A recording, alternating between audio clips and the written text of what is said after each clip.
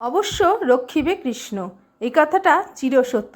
এই সত্যের মতো আর কোনো সত্য নেই।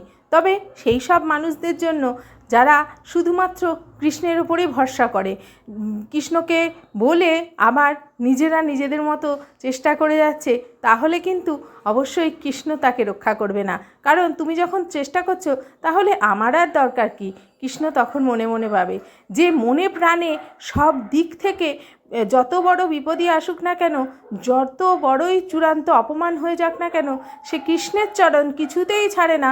তাকে অবশ্যই কৃষ্ণ রক্ষা করে, কোনো না কোনো প্রকারে তাকে ভগবান রক্ষা করে। আর এত সুন্দরভাবে রক্ষা করে যা কোনো মানুষের পক্ষে সম্ভব নয়। তার প্রমাণ কিন্তু আমরা নিজেদের জীবনে কোনো না কোনো সময় অবশ্যই পেয়ে আছি।